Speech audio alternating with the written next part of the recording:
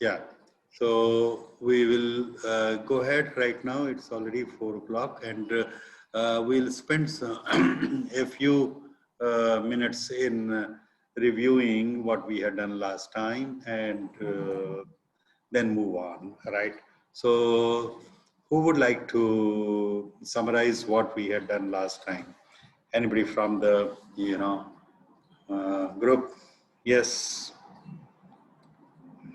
Particularly, I would like to have the people, who are from the 83rd batch. Some of the people are from the, earlier batch also who had not attended the session and who had not appeared in the examination. So, yeah, the new people.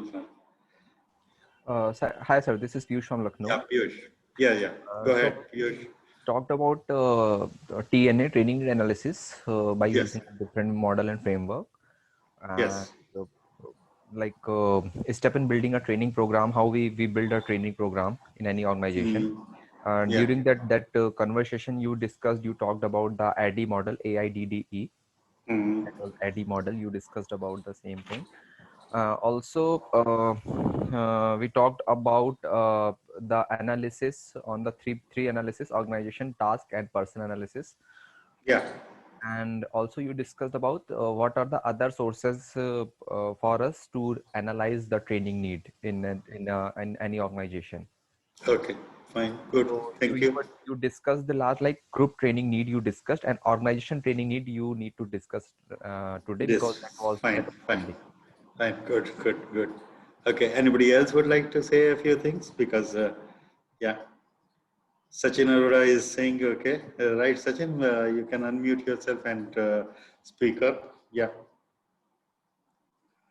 Yeah. Can you elaborate on the ADDIE model? What essentially these five sort of, words are which constitute ADDIE? D comes twice. So what is the difference between the two Can I, Ds? sir? No. Sachin is there. Yeah.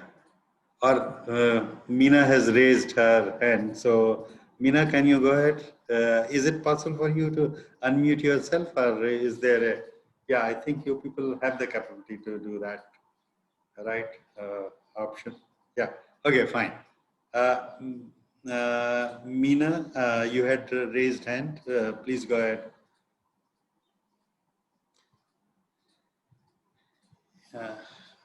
Okay, so we'll have, yeah.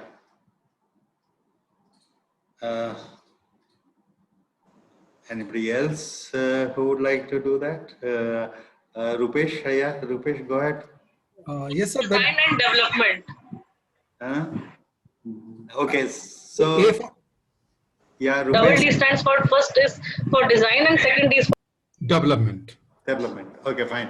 So, Soumya, what is the difference between design and development? So without design, any development cannot exist in real world. Anything which has to be developed should be designed first. It's a basic fact. Right. Design In is structure, actually. Okay, in the context of the training program, yeah, Rupesh, you are saying is structure. Yeah, the same is structure. Design means is structure. How we structure the, the program. Right. Okay, so we'll actually work on that, right? Right now, let me go back to that issue of organizational learning needs. So I'll take around 10-15 minutes to do that, and I'll share that file which we have been using last time. So let me go ahead with that. So this is essentially the last time's agenda. I thought of covering it, but we had good discussion, so we could not. So that was group training needs or group learning needs. We were able to do that part. In that, just the last two parts is important to do that also, because many times, what really happens is that we are able to do benchmarking of our processes with respect to other people, other companies in the industry. And this gives an idea that, okay, there are certain areas where we can really improve a lot. For example, I recall a conversation I had with some people in steel industry. You have a company called POSCO from Korea. And what they were saying is that in the making of steel, they have done away with one particular step in the process. And by that, they are able to, make huge gains of or huge reduction in the cost of making steel. So that was one aspect, but that was a very purely manufacturing. Now we come to the issues of what is it, transactional and managerial processes. So I'll recall an old story, which also will give you a little idea of what does it really mean. Somewhere in 1996, I'll have to stop for a while because there is a aeroplane, which is making too much noise. Okay, yeah.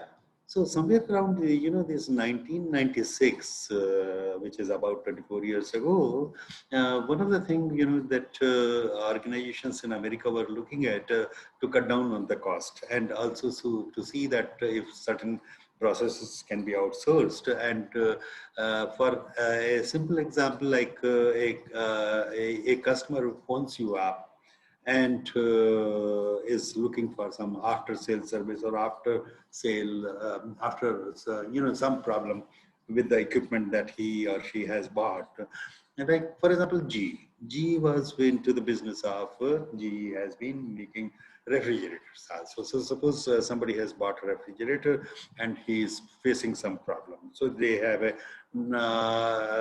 toll-free number. The customer phones up at that number, and over there is somebody who takes the call and responds and tells the person how to handle that situation, if that can be handled by the person, customer himself, or he notes down and says, okay, we'll send you the technician as soon as possible, or we'll send you the technician maybe tomorrow evening, or so, whatever may be your now, the cost of attending to such a call was about $6 per call. $6 per call. They were looking at it, is it possible to reduce this cost? And at that time, communication revolution had been taking place, telecommunication revolution had been taking place, and it was possible to connect across the globe. And GE was the first one which looked at, is it possible to do this, put this person who is responding to the customers, not in America, but in India. So they created a subsidiary. In fact, initially it was not a subsidiary, it was an extension of GE.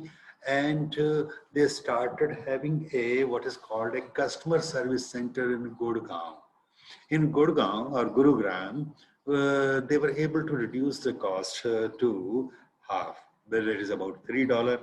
Further, they started reducing and it became $2, and like that. And this is from where Genpact has really grown. Genpact is something which is known to you now. It's a separate company, but this happened. And let me tell you that today, the cost of handling a customer call, like the one that I have told you, is less than $1. So how did it really come about? It came about because there was some amount of benchmarking which has been done. And then they were looking at how we can really reduce the cost. Looking at this benchmarking and then this sort of, reduction of the cost, so many other companies started looking at it. Okay, we can get this done from Gurgaon, we can get it done from India. And that is where in the last 24 years, the growth of BPO sector really came up. And today, of course, we have moved even beyond BPO. We have moved to KPO sector, knowledge process outsourcing, you know, and all that. So this is where, you know, when you learn this, you can in fact start doing it. If the issue, if the task is to be kept inside the organization, can we improve the processes? Can we give the better skills to our people, and can we handle it more competently? And that brings to us the knowledge, you know, indicates to us that yes, certain type of training can be given to our people, which will really improve the transitional process, and also similarly about the managerial processes. So changes in processes, rules and regulations, legislation, etc. You can see, you know, about 3 years ago or 4 years ago, the GST came in. At that point of time, the finance department people, I mean, everyone required some training on GST. But most important thing where the GST training was required was at two places. Number one, the people who are preparing the bills, they should know on which product, how much GST to be charged, under which category it is. On some products, the GST is not to be charged. So there was the people, you know, who were the sales people, sales point per jo log the, un sabko training deni thi. But then there were other people in the finance department who needed to sort of, you know, figure out how much GST has been collected and how it has to be paid to the government, because it is government's money and it can't be kept with you. Plus, there were certain people who required to be told how to prepare GST returns. Now, all these were the things which, if suppose 6 months before this had been asked with the individual wouldn't know. Individual says, मुझे नहीं पता GST की बात हो रही है, पर GST आएगा तो my group head will decide whether I will be given that sort of task, right?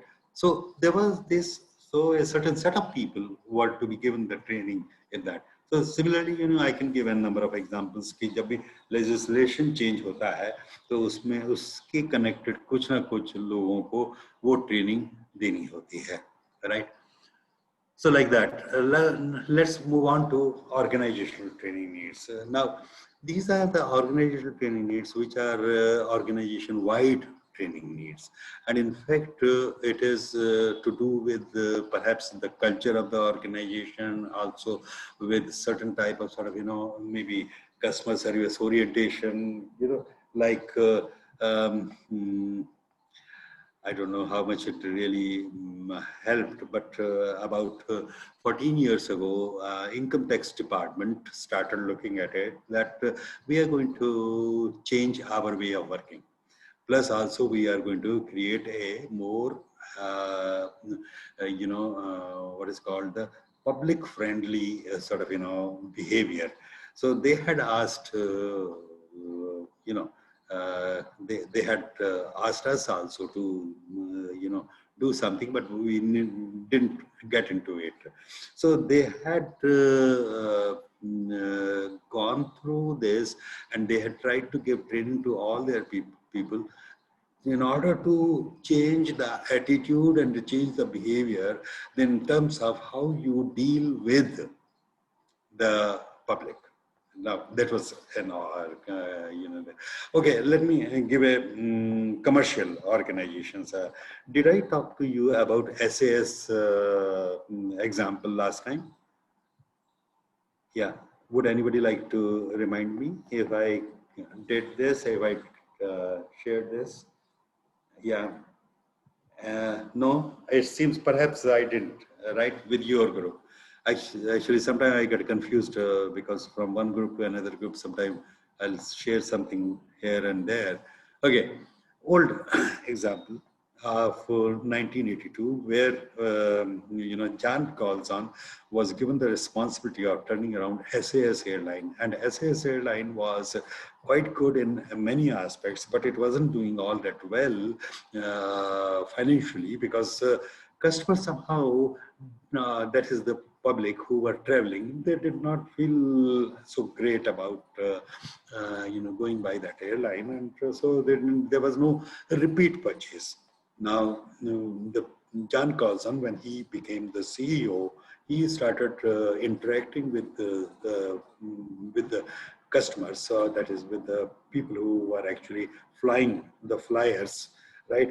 And he did it personally. Personally means he was standing on the different airports and interacted with a whole wide variety of people for several weeks. He would have interacted with as many as several thousands of people and gathered a very clear view of the organization, that this organization seems to be doing quite well on all counts, but only one thing, there was no great customer focus. And because there was no great customer focus, the customers didn't feel really a sort of sense of warmth when they were traveling by this. They would say, okay, bureaucratic है, ये आपको entitlement है, ये आपका economic class है तो आपको ये मिलेगा, ये आपका business class है तो आपको ये मिलेगा, and like that. Somehow, it didn't give a good feeling. Now the question is, flight time से जा रही है, सेफ्टी रिकॉर्ड अच्छा है, क्लीन है, आपका एयरक्राफ्ट नए हैं, वो भी है, पर कुछ मजा नहीं आ रहा. Manja nahi aa raha means people are not very enthused when traveling with this. So what Jan Carlson did was, he said, look, I need to change the behavior of every person in the organization. Now, let's get back to that definition that we had talked of last time, and that was about learning. Learning is permanent change in the behavior. So he said, if learning is permanent change in the behavior, that means these people need to learn the new way of interacting with our flyers. So he went ahead and put every person through a set of training programs. He did change policies also, he did change processes also, so many other things. But he said the important point is, how does a person, when he or she leaves the aircraft after completing this, feels? Does he feel good? Does he feel it was a great experience? Does he feel invited into the aircraft? Does he feel having been taken care of in the aircraft or not? That's what they were, trying to see, that this should be a positive. Because if this feeling of the customers at the end of that experience of traveling is positive, it is pretty likely that that person, when the next time he or she is traveling, they would say, let's go back by SAS airline. And in any business, business is really flourishing because of repeat purchases. एक time तो वो cell हो जाती है, वो तो कोई problem नहीं है, पर जो असली प्रॉफिट आता है वो वहीं आता है जब वो रिपीट परचेज होती है. तो repeat purchase, people who are customers who are loyal to us, but white customers will be loyal to us. They become loyal to us only because of our good service, good treatment. And lo and behold, in a few months, things started becoming better, and the company was turned around and it started making good business and good profits. So you can see the organization-wide training needs. If you really focus on organization-wide training needs also, sometimes it can really transform the things. So this organization-wide training needs has to be in line with the overall business strategy. That is why you are studying in the paper 1, the business strategy and its relationship with the HRD strategy and like that. So now another thing, where it comes very handy is Like you analyze the organization, what are the strengths, weaknesses, etc. What is the long-term view of the organization, which is actually embedded in what is called the corporate plans. तो corporate plans होती हैं, उनमें पता चल जाता है कि भाई long term में हमने क्या करना है, कैसे करना है, कहाँ जाना है, right? Trends क्या हैं, industry के trends क्या हैं. फिर ये होता है कि analysis of human resources competency profile. हमारी competency, हमारे people की competency क्या है और हमें future में क्या चाहिए, right? For example, now, automobile companies are facing a very big dilemma. Apart from the fact that, in the pandemic, they have had problem that they are not able to sort of, sell very well. And now some recovery is happening, but it is slow. The other, change that is really going to come to, and that's a challenge for the automobile industry is, are we going to have electric vehicles? And if we are going to have electric vehicles, what happens to the present set of people? Present set of people, we have mechanical engineers, we have automobile engineers. But in the future, the automobile will not be driven by an engine of the type, which we have today, petrol engine or diesel engine, but it is going to be driven by a motor, which is going to take its energy from the battery. Now, see, battery and motor, that is not the domain of mechanical engineers. That is the domain of electrical engineers. So what is it that you really require? You require people with electrical engineering sort of, background. Now, the question would be, what do we do with that? Do we recruit new people? What do we do with the older people? Do we retire them? That is or is it possible to do what is called a reskilling of certain set of people? For example, engineer level, it may not be easy to really do the, this sort of, change, but worker level, it is possible. Perhaps, quite a few of them can be very quickly given a 3 months course or so, and can be sort of, moved to become as good as handling the electrical, components, etc. Yeah, they may not be able to solve all the problems, but in terms of sort of, fitting, witting, etc., yeah, they can do it. That's so you would see that organizational-wide training needs can arise from the total change in the trend in the industry. So that's a from petrol-driven, diesel-driven vehicles to electric-driven vehicles.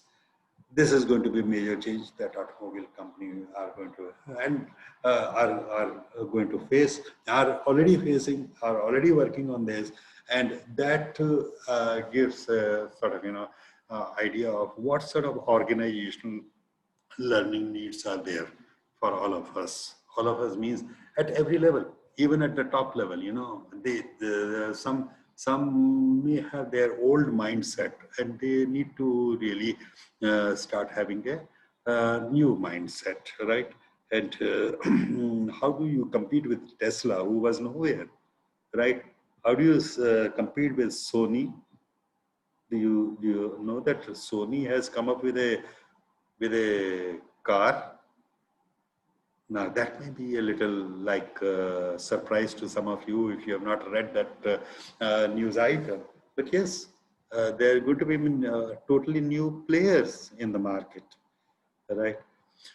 Okay, so benchmarking with other organizations, that's also true. And opinion of industry experts is always very helpful. And if you are on the stock exchange, which means if you are a public limited company, because public limited companies shares can be bought and sold on the stock market. There, the people who keep looking at it and they keep selling and buying, there is a set of people who are called financial analysts who keep analyzing what is the strength of this company presently, what seems to be the right type of decision that they are taking. If every decision which is taken by the company board and company announces it, it leads to either increase in the share price or in decrease in the share price, because the financial analyst, after analyzing, predict that this particular decision will improve the profit of the company, or it will decrease the profit of the company. Now, you see, there are these hundreds of people who are there in the market, and they are doing it, and they are doing it for their own self-interest, because they have to decide whether to sell or purchase. But they are very sharp people.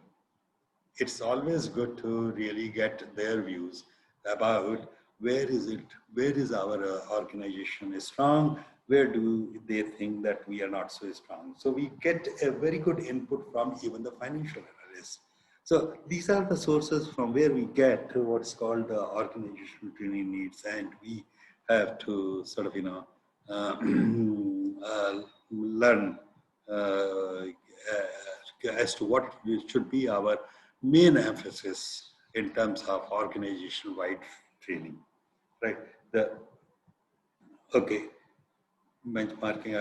Okay, again, this is not what I am really looking at. So putting it all together, the first step, which is analysis, we do the individual training need analysis, group training needs analysis, organizational training needs, and all these are put together and codified and put it in a record. Record is typically, if you have a small company of about 500 people or so, you can do it in Excel also, right? But suppose you have, say, 10,000 people, 20,000 people, or you have something like 13,000 people, like 13 lakh people. 13 lakh people are there with army and also railways, right? So how do you do it? You need to have computers, you need to have what's called the ERP, Enterprise Resource Planning System. This is where you develop the database. That is, this is my people, these are the learning needs. These are the learning needs, say for the current year. And based on these learning, having identified these learning needs, I go ahead and I do what I would say, we analyze the learning needs, totality, and develop a training plan, right? And then of course, further it goes to implement the training plan and all that, right? So this completes my, first stage which I would like to sort of, talk about. This approach which I have given you is a little different, where you may not find very similar nomenclature here, because this is the way I have I have designed processes in organization. This is also the way I have actually handled it when I was in NTPC. So in NTPC also we used to do in very similar way. So that's where this is more practical. But in the books, you will see that, in this Agochia's book, which has been given to you, in that chapter 4 and section 2 will be useful. Janaki Raman's book, chapter 2 will be useful for this. And some of you will have access to this book, Blanchard's book, that's also another good book. If you can purchase it even on your own, it will be good. This is chapter 4 over there. So these are the 3 additional readings that you should be doing. And then there are 2 references which I am giving. And you will find that these 2 articles are also quite useful, right? One, the upper article is by Dr. T.V. Rao, and the lower one is actually Center for Creative Leadership, and you can get that. Now the question would be, how do I give you access to this, or this? How do you copy this? Yeah, how do you copy this? Okay. You can copy and paste in chat box. That's right. That's but more permanently. right? So you can upload the PPT on the Classroom that you created last session. Classroom, yeah. So far we have not created a new. Okay, yeah. I've got this ISTD diploma. Sir, in last session you have given access. I had given the reference. Fine, good. I had sorry, I had forgotten that. Okay, I'll put it there, right? I'll put it in the PDF form, right, and give it to you over there. Good, fine. So, excuse me, sir. Yeah. I didn't attend the last session, so how do I mean, how can I be included in that particular classroom which you are talking about? Yeah.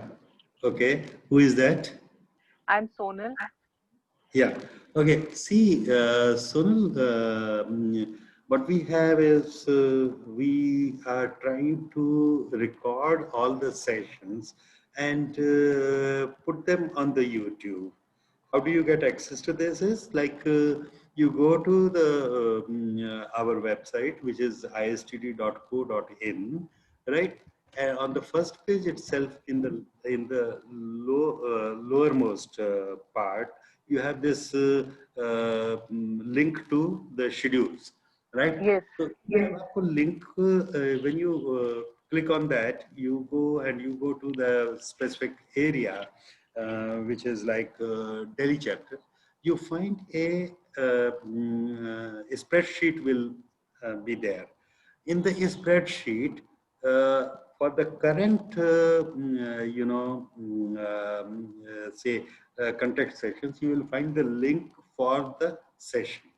For the older ones, you will find a link to the recording of our session. So for example, my session which I did last week on 11th, I understand that this is already uploaded and the link is there. There is also another, actually it is available at two different places.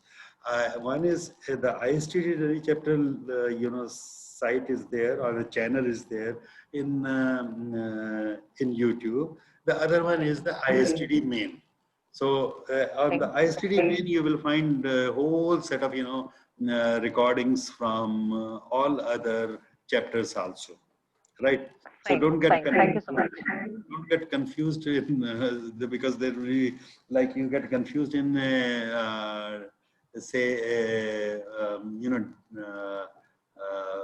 Mall में जाते हैं ना तो बहुत सारी चीजें होती हैं बहुत सारी तो उसमें पता नहीं चलता कि भाई कहाँ पर क्या है so there are two exactly because I've been checking the links but I got confused with this new created classroom.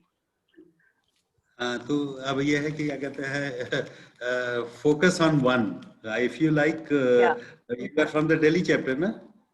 No, I'm from Chennai chapter. Okay, fine. So welcome.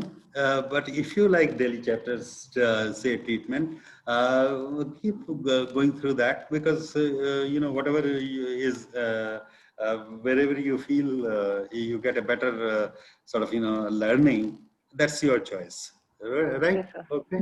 So that's what is being done, and I think the amount of content which is getting generated and it is being available is just too much, and I mean it can create some confusion in the minds of the people. So okay, so that's what I would really.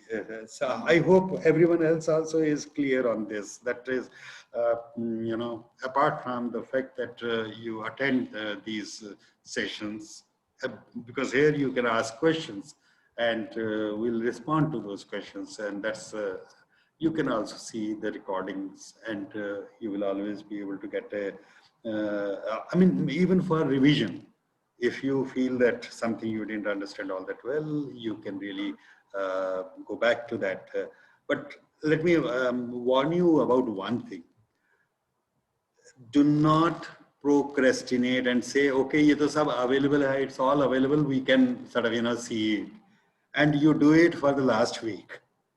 In last week, you will be totally gone. What is important is that do it regularly and please make your notes. If you don't make your notes,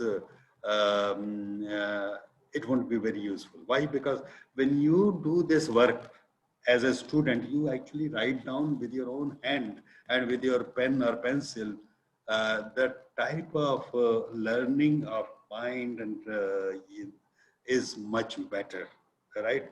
So my advice and suggestion to every one of you will be, you are right now a student and act as a good student, right?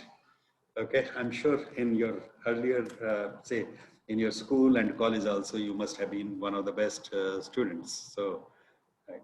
Okay. Any questions, anything anyone is having on this part? We'll move over to the next part. Yeah. No question, sir. Right. Okay. Let's move on to the next part. Right. Let me. Yeah.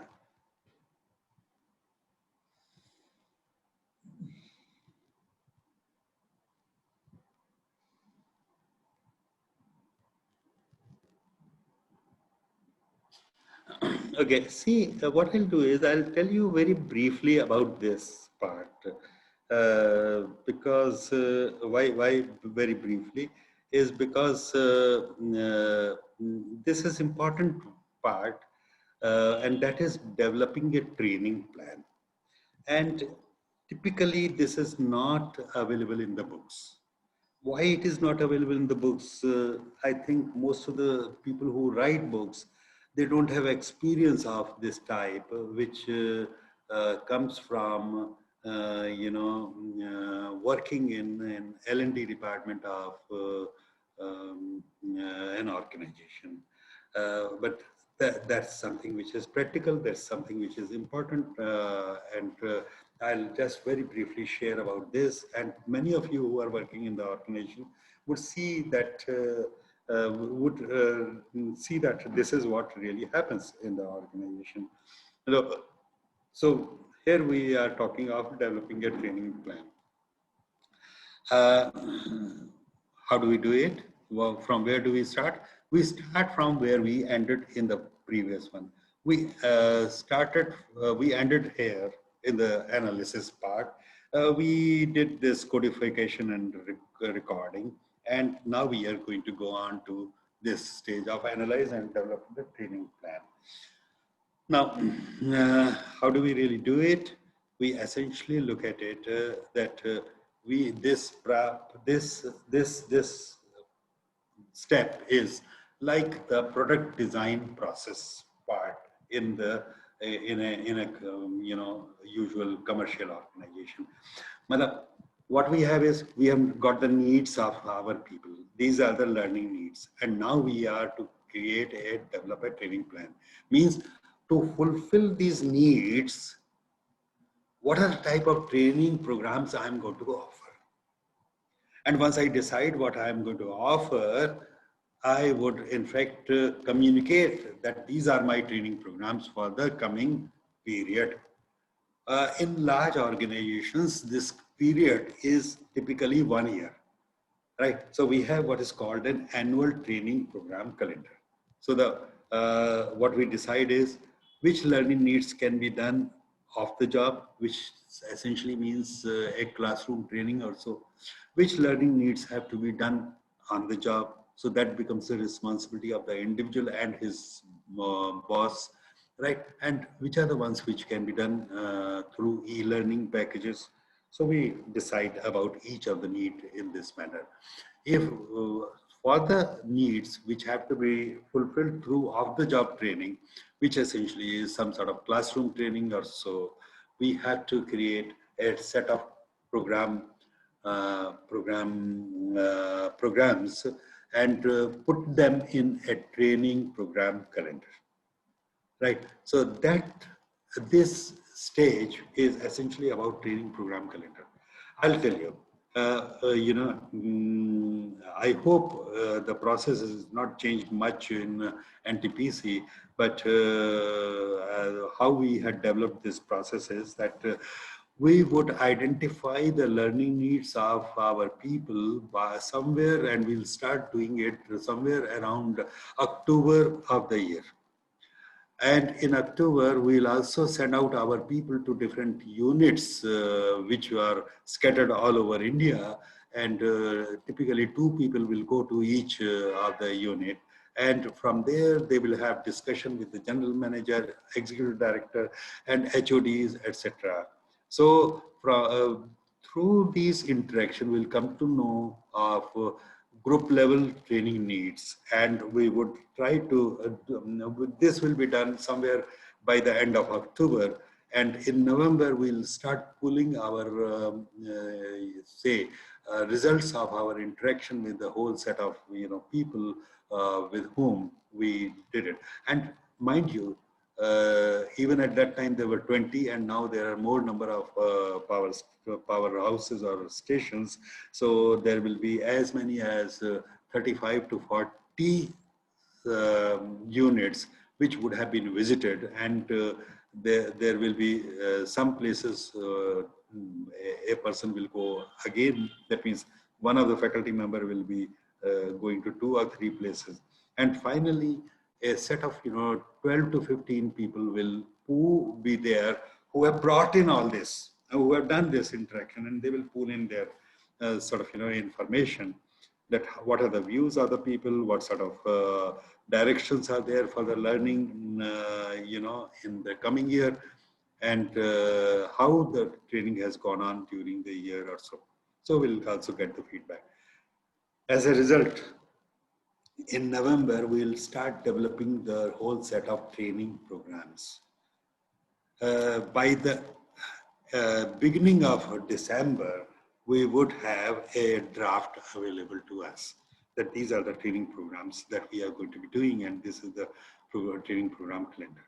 This will be now going up to our director HR, etc. And then we will also start doing what is called organizational learning need analysis. This was being done with the help of interactions and structured interviews of our executive directors, and CMD. CMD was also included. CMD's views will be taken in, right? And then we will come out with a fairly reasonably good training program calendar, right?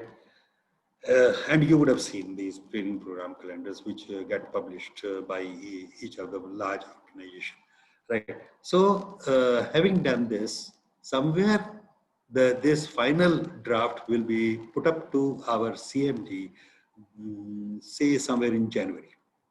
Debates will take place, discussions will take place, and then finally there will be an okay, please go ahead, do this.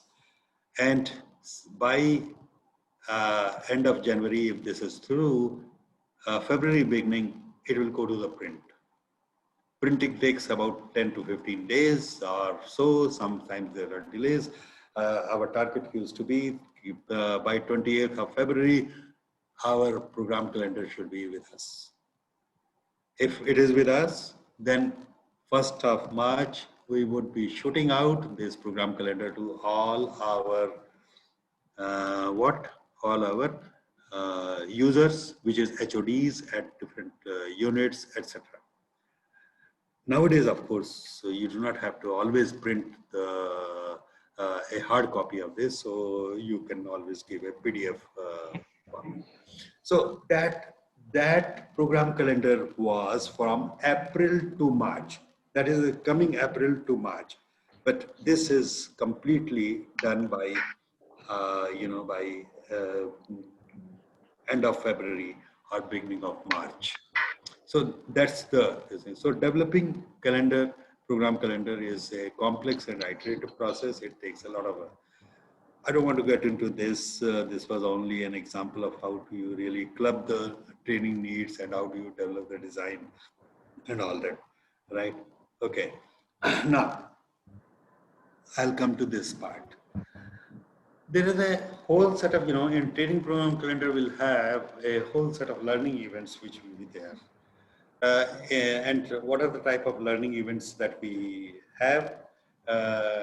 And you would be aware of many of them as such. The first one is, usually have standalone lectures, presentations, and they keep happening in the organization. Once in a while, and nowadays, of course, there is so much of webinars which are happening, right? So then second was development hour.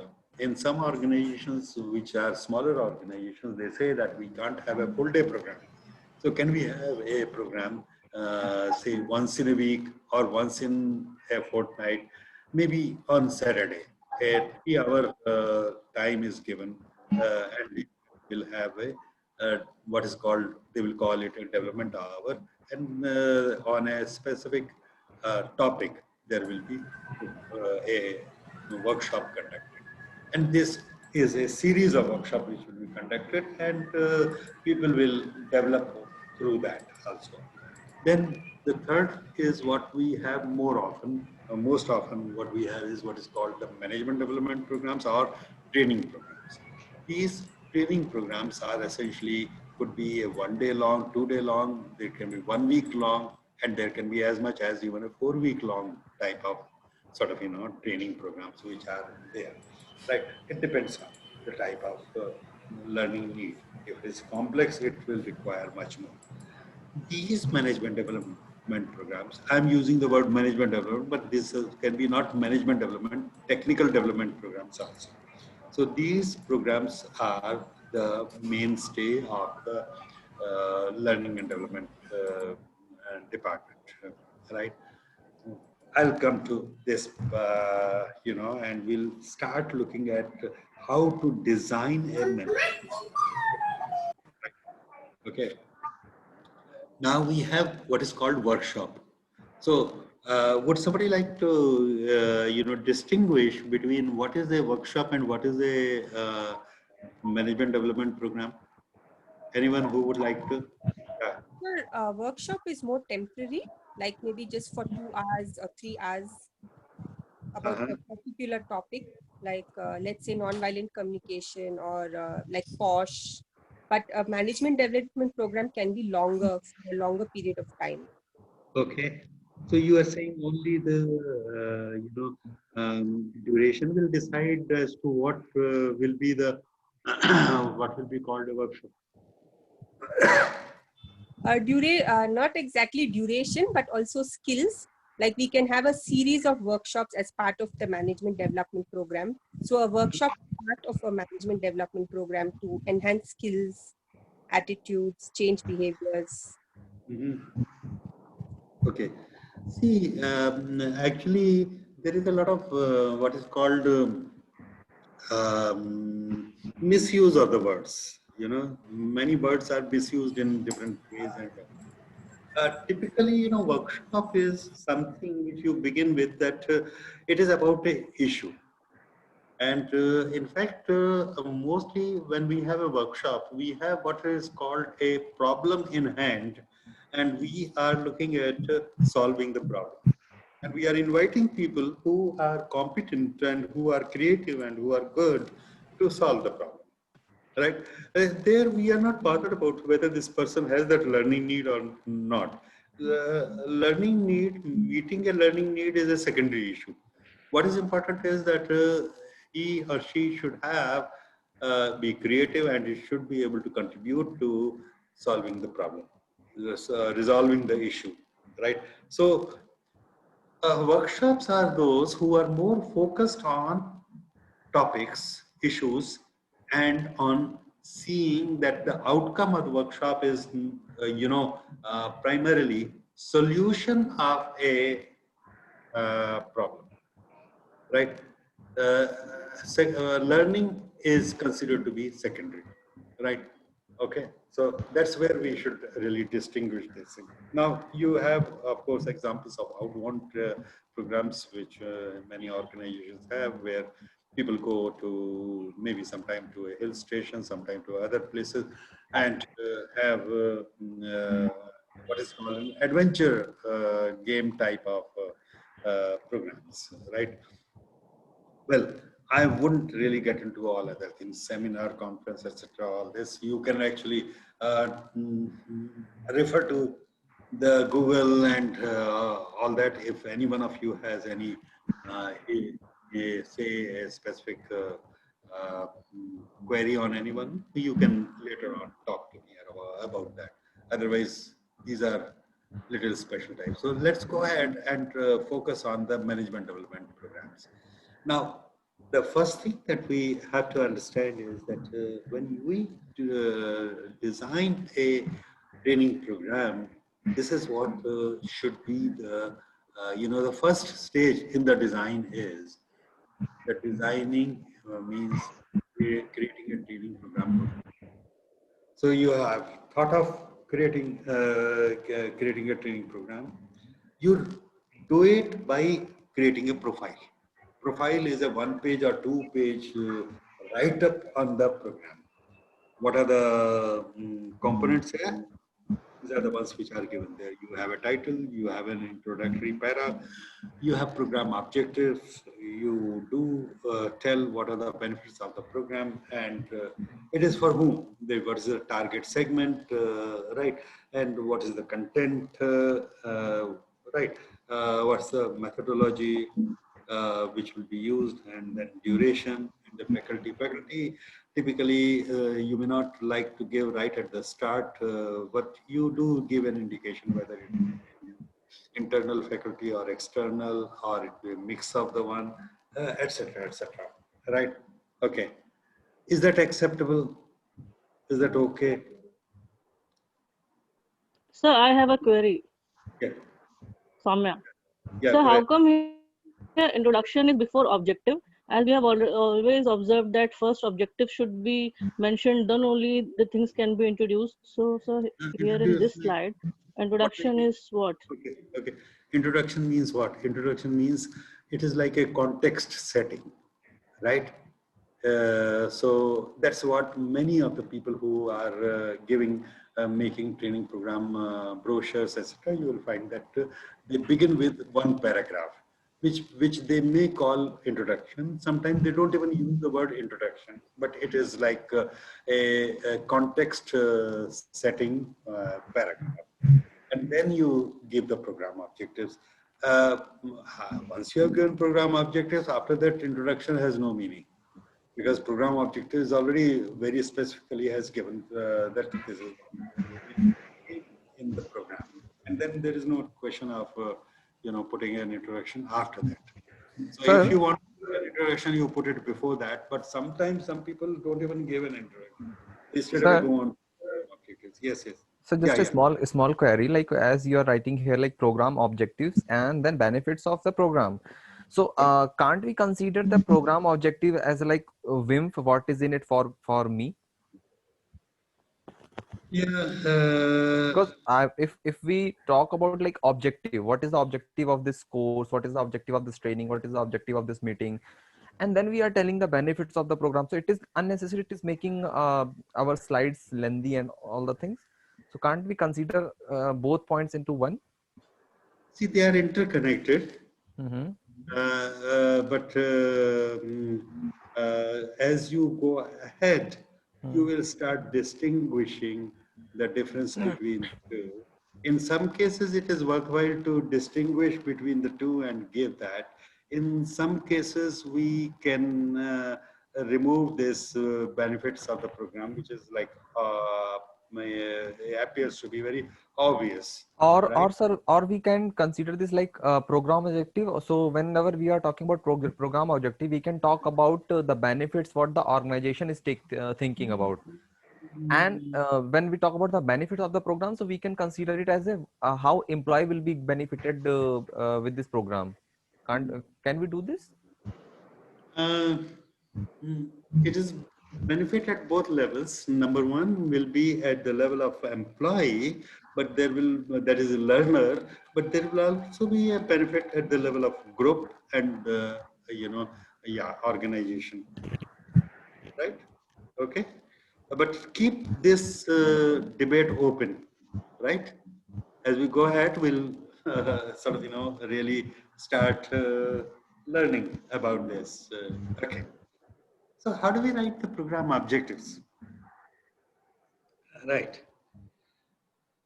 how do we write the program objectives? Because most important part here where I think the learning is required is writing the program objectives. And let's go ahead and do it with this sort of, where are we? Okay, fine, we have time. Okay, suppose uh, in these last 6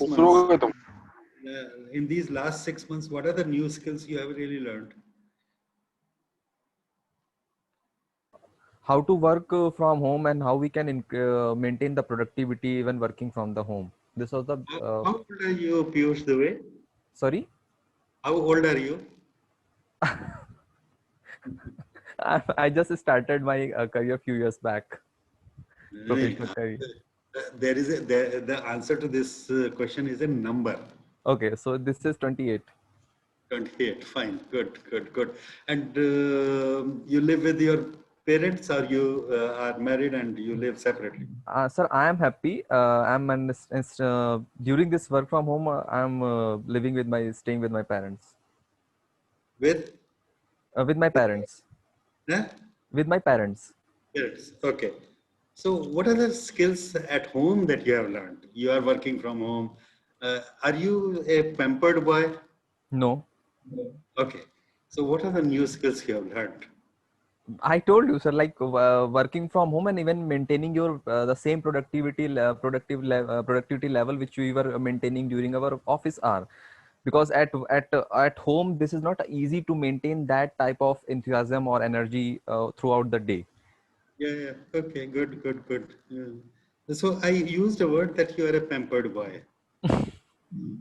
Because you haven't learned any survival skills.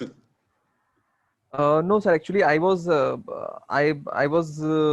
went out for my graduation and all the things. So I have that surviving skill. I can survive in any type of situation. This So was what the is it newest. that you can really cook? Sorry.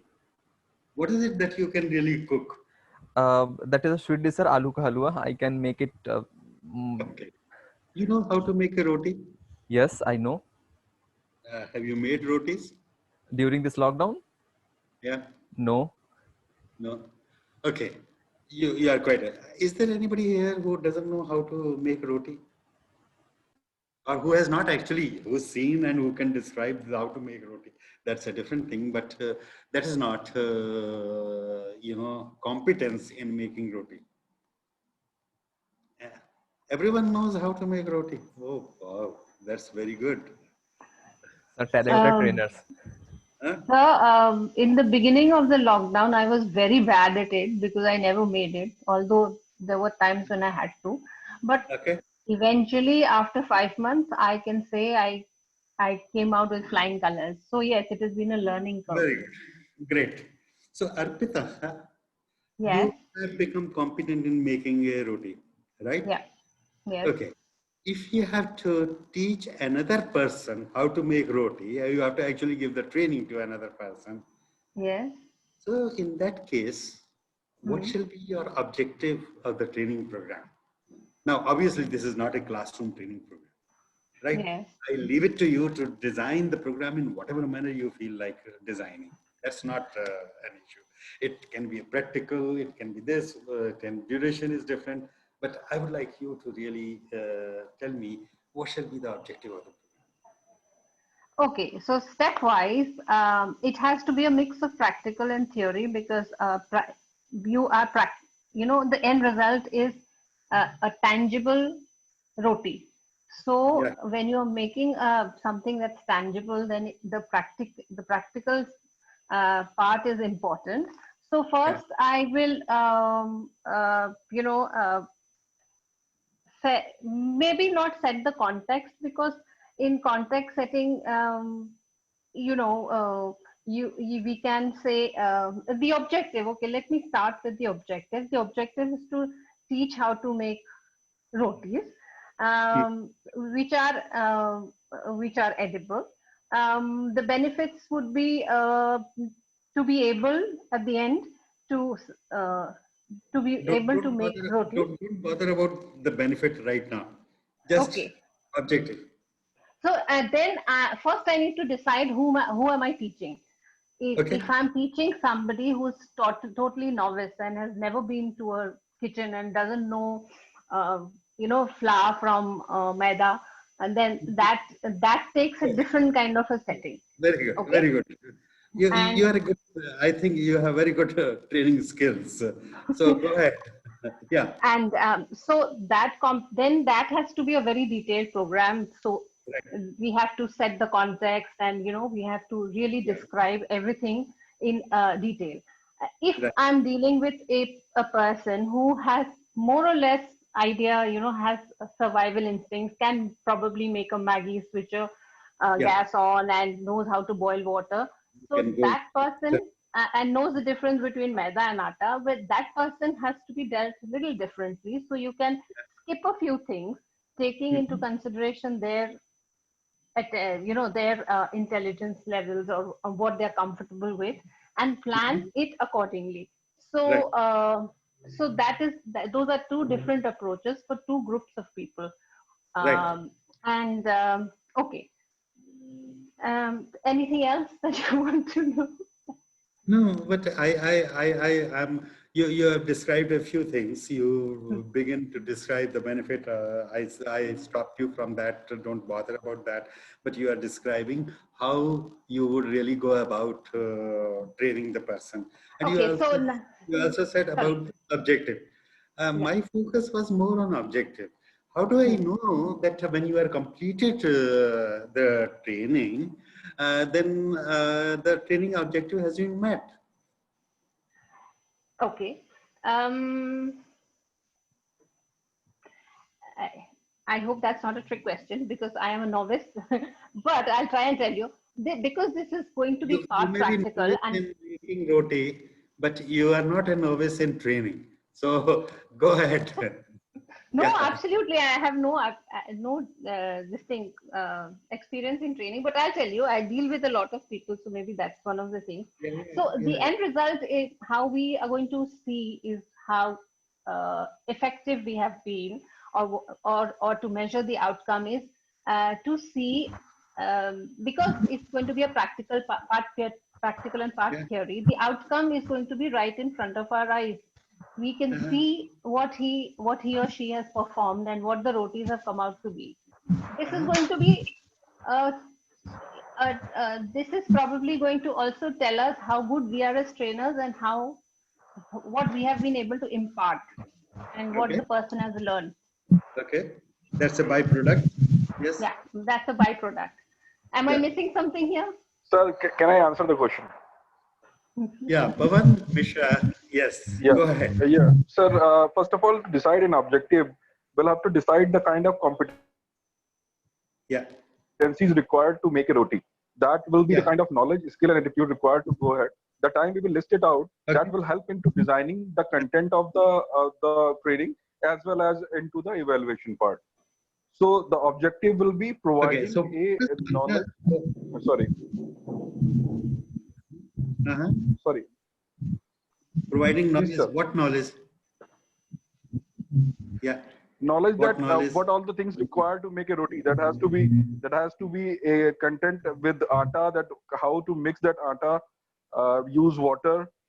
This kind of knowledge he required. That has to be a thali that should have some border, or this will be spread out. So this kind of knowledge he required.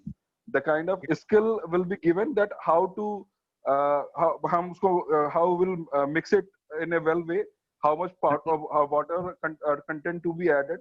Could be get into the knowledge. It is needing the your atta to make it dough. Yeah.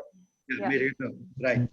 So make the right, because if that is not coming out all right, the final roti will not be all right. Isn't it? Yes, sir. Okay. And Arpita had said that it should be edible. So she has set a standard that it should be edible. Right? Is there any other standard that you would like to set for the roti?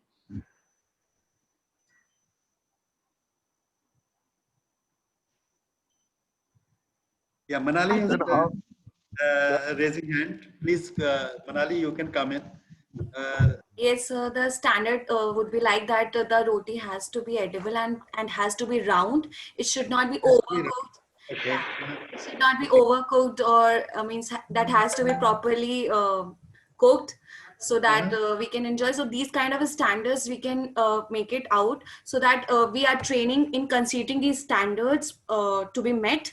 The training to be focused upon on these standards set, so that the final outcome, the training which we are giving to them should be met these standards which we have been made. Okay, very good. So the point is, I think where you are really leading to is that, yes, it should be edible, which was said by Arpita. You're also saying it should be round. So it looks wise also it should be good, right? Okay. Desirable. Right. And now, will the standard be different if it is for self-consumption or it is for the consumption of the family? Now I've set the third one. It is for the consumption of a guest. इन तीनों में फर्क होगा? Yes, sir. Yes. Yes, sir. Yeah. But because in front of the guest, you would like to really put a good standard, right? Even in the roti, there are standards, right? And suppose now the question would be, this is at home. How many rotis you are making at one point of time? Maybe 5, 6, 10 at the most. But suppose you are training a person to make roti in a dhaba, right? Or in a restaurant. In that case, the number is going to be huge, right? There may be at in 2 hours of lunch time, you might be required to make maybe about 70, 80 rotis, Yeah. right? So is there going to be a difference in the standard? Yes, Is there sir. going to be a difference in the quality of the roti? In fact, I'll tell you, if you go to a Taj hotel, which is a 5-star hotel, typically in every major city it is there. One of the things they offer is in their restaurant. One of the restaurant they will offer is fulka. Fulka is understood, na? Yes, sir. Right. What is a fulka and what is a roti? Same thing or something else? What you will call a roti but not fulka? I think it's different because fulkas are lighter and they that kind of try, you try to blow them out from between. The blow For form of lack of- roti is fulka. Yeah, the blow Yes, form. yes. Yeah.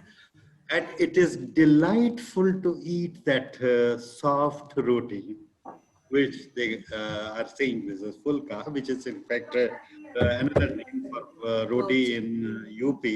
But yes, the standard for making a fulka is quite different than standard for a roti which is made for self-consumption. Now the question would be, if I'm going to train a person to come up to the standard of 5-star hotel like Taj, my training objective will be quite different, right? Yes, sir. Isn't it? Yes, sir. Right. Okay. So with that, I think I can use a, if I have got a, yeah, okay.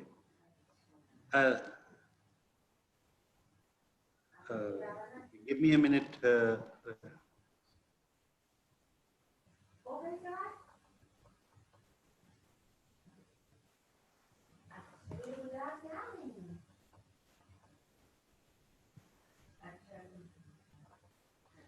Though it sounds very simple, but it is like this, that when you create, just a minute, sorry.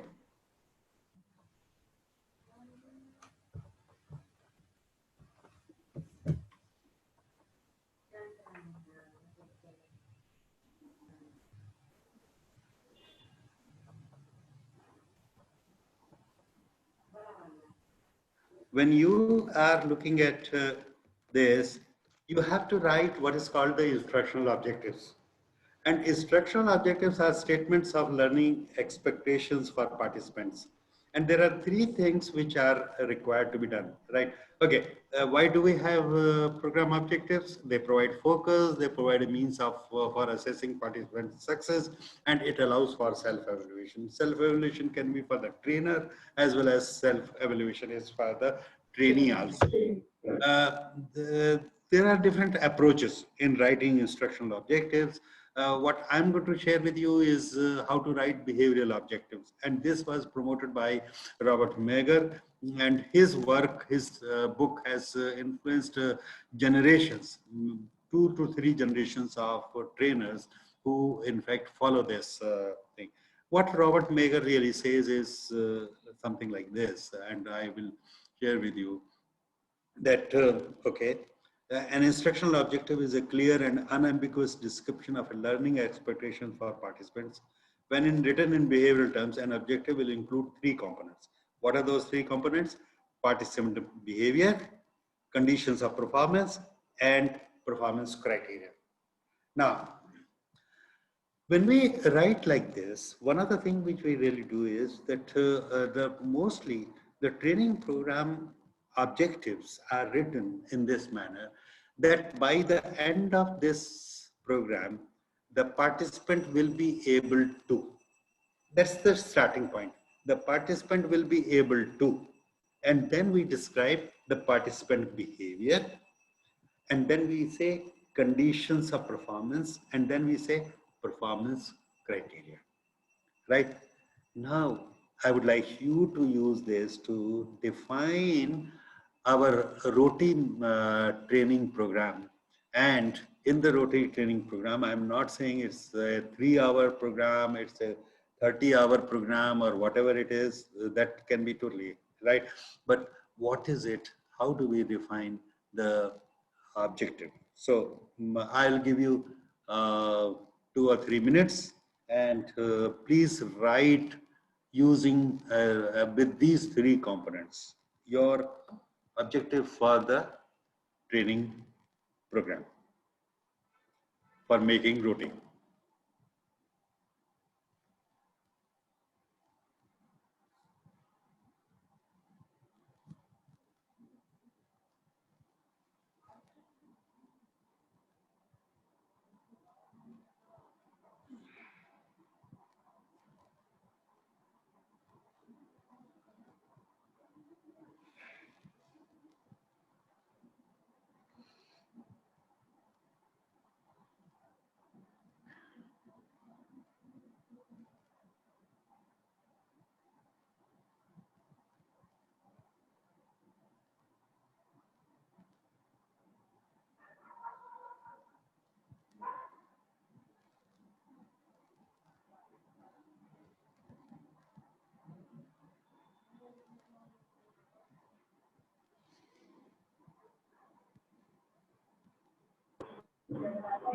So I cannot see the PPT.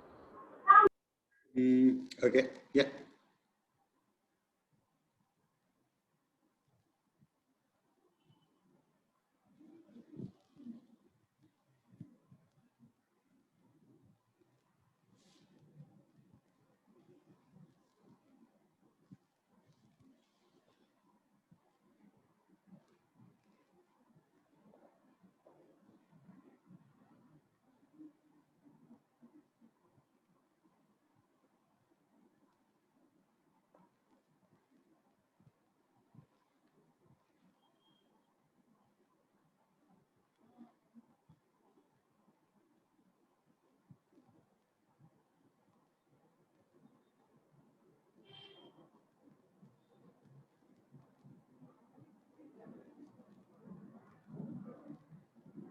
So I can stop sharing this, and I'll be happy to learn what you people have really written.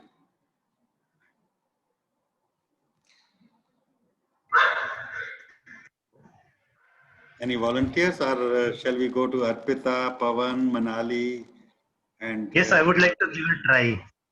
Yes, yes. Can you take me to that slide, please? Yeah. The same slide, please. on the three aspects which. Yeah. Yes. Go ahead. Mr. Kamath, Mr. Amar Kamath. Yes.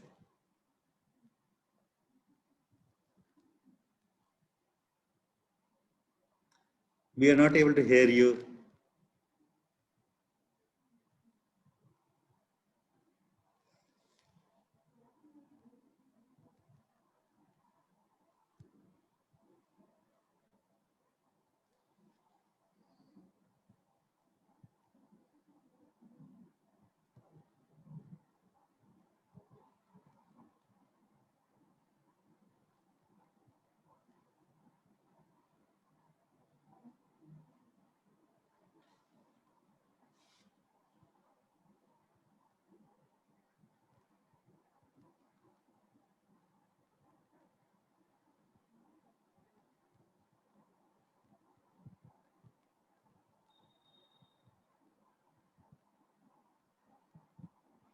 Yeah. Is it a difficult task? I hope I have not made it unduly difficult. That you. Sir, I'll go. I'll try and make a start. Go ahead, Okay, so the learning objective is that the participant is able to make edible rotis. Edible rotis. Right. Now, this could change if we are teaching somebody who is going to make it in bulk or who is just going to make it for survival. Right. Okay. So for survival, we will make edible. For bulk, we will make desirable as well. So okay. Edible and desirable. Okay. Presentable, if I can use. Presentable. Okay. Presentable. Yeah. Okay. Right. Okay. Right. Then, if I'm not mistaken, the next is the guide. You will choose. We will choose our participants depending the what we write down is dependent on what the level of preparedness of the participant is. Okay. Now, if the participant is somewhat into cooking and knows this from that, then we can make a step-by-step guide to first, telling him or her the proportions. Yeah. Then taking him through making dough. Then, then teaching them how to roll. Yeah. Okay. Which is the most difficult part. Yeah. And then to take the, to put on the tawa and check the temperature and all that. Yeah. Then put on the rotis and, check on the signs of if one side is cooked and to flip it over and all that. Yeah. And then finally to see if it is cooked or not. Okay, so there is a process training. Process training is that the dough has to be prepared and it has to be kept for some time, because if you just prepare it and then immediately make the roti doesn't come out to be all that well. So you might have to do it for half an hour or so. Let water. You're a better trainer than me. You've caught me there. Yeah. Okay. See, the point is, you are the boss after all. I would like, this is one of the basic skills which, unfortunately, most of us, most of our younger generation, particularly, didn't have. In fact, and it is not a question of a man versus women issue. My own daughter, by the time she finished her MBA and then she started working, the maximum that she made was typically Maggi noodles and a cup of tea. That is what she knew, So now she's away from us and staying there. And now in this pandemic, she has learned much more about all this surviving skill. And in fact, I would consider कि हमारी जो new education policy है, the national education policy should have included this survival skill as one of the basic thing. Anybody who's gets education up to class 8th should be able to at least make a basic khana for himself or herself. right? So it is not a gender issue also, right? It is just that this is the how the things are, you know. So the question that's very good. That what you have really it is a step forward. That by the end of this training, the participant should be able to make a first you wrote edible. Edible was the criteria, performance criteria. Under conditions of performance, we have still not talked of, because we have taken many of the conditions of performance as given. For example, one of the conditions of performance which is given is that you have a gas stove and you are using gas stove or all that. But suppose you don't have a gas stove, you have an electric thing, then how do you do it? Is there induction fan sort of, you know, plate, and how do you make it? It's quite different than making at the gas. And also, suppose you don't have anything, you have gone for a camping, and in camping you have no gas, और वहां पर आपने चूल्हा बनाया, and with all the, you know, wood etc which you have picked up from the forest, you are burning it and now you are making it. You have a different challenge than what you have at home, right? So that in a way tells you about the conditions of performance, right? So there can be a very different conditions of performance in which we can really be talking about, right? Okay, seems very Sir, can we add like something like measurable if it is said like after the training, learner's objective will be like she will be able to make at least rotis for 2 people, because then it is quality we are specifying, right? Yeah, Measurable, yeah. that's right, because the number of rotis which a person can make at home, it will be a different thing. But if you are in a restaurant and your job is to make rotis, then it is a very different training, right? And it's a very different standard also, which will be required depending on the standard of the restaurant also, right? Sir, Yeah. but is it not that the trainer will already be aware about the condition of performance beforehand? No, Then only it is not conditions of performance that the trainer is knowing. It is the job description of that person, right? So if the job description is known, then that trainee knows, okay, I have to do it under these conditions, right? And then he or she will tell the trainer that I have to learn up to that standard in those conditions of performance. You teach me to do it this way. For example, in Dubai, in the multi-story buildings, you are not allowed to have gas. So you have only the electric stove. And in the electric stove, it's a little different. And in the beginning, it becomes a little difficult to make a roti, right? So that's where the difference lies.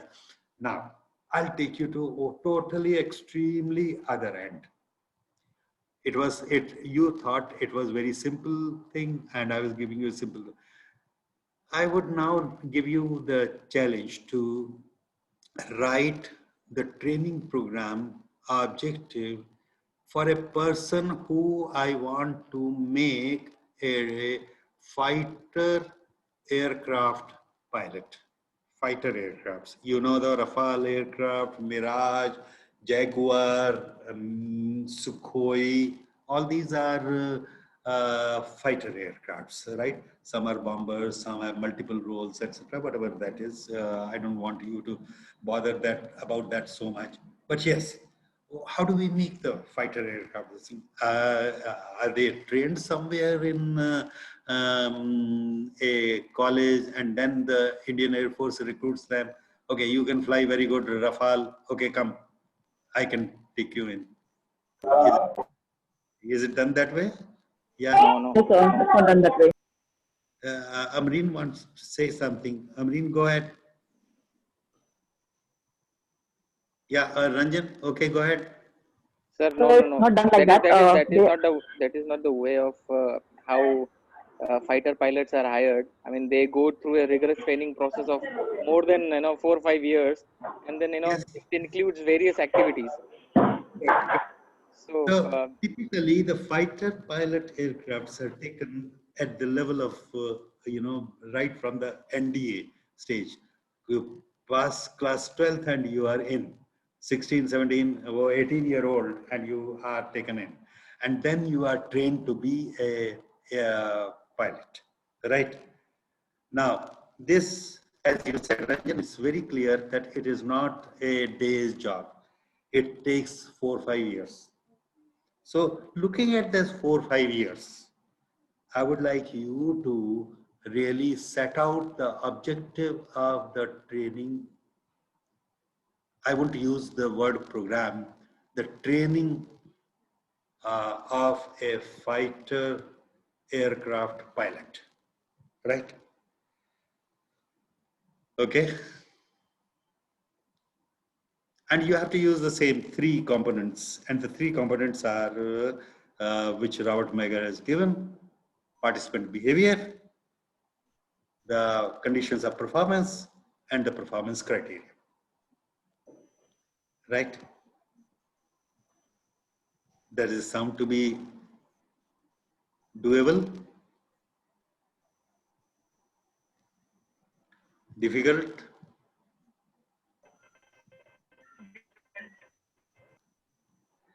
Okay, so we are at 5:26. I will give you this as a home task. Your home task is to write the program objective of a training of a fighter aircraft pilot, right? It can be Rafale, it can be Jaguar, whatever that is, right? And it is not a short program, it's a long program. I'm not even asking you how long the program should be. Don't bother about that at the moment. Merely one simple thing: objective of the training. That's all. Right? So, do we stop at this and I leave you with this task, and we'll carry this further in next session? Sir, the 3 markers according to the gentleman was conditions of performance. Yeah. And what was the second one? I think I missed it. First one is participant behavior. Participant behavior, okay. Right? Which essentially I said will be something like this. At the end of the training, the participant will be able to, and then you will describe what he or she will be able to, right? Okay. And then you will conditions of performance. Under what conditions? And performance criteria. What is the standard of performance? Right? Okay. So, yeah. Right. Okay. And I'll post my, PPT on the, Google Classroom, right? Okay. All right. And you can then go ahead and be ready with your, answer, right? Okay. Any question? Sir, I have a question. Like when you're talking about objective, like is it you're considering about instructional goal as well, or the learner's objectives, and also the instructional analysis, or is it just the learner's objective? I'm at the moment only looking at what the learner will be able to do, right? Okay. Okay, So we are not considering the structural goals and the instructional analysis about the objective. Afterwards, not at that, at this point. Okay. We're just focusing on, see, if you get your objectives correct, then everything else falls in place. But most of the times, in my all these years, as I've been training the budding trainers, I have found the most I would say the weakest point is that the people are not able to write the program objective clearly. If they are able to do this part well, other things will fall in place much easily. But if you can't do this part well, then subsequent part will be like wishy-washy, right? Okay. Yes. So that is why I Thank you. focus quite a lot on that, and I find that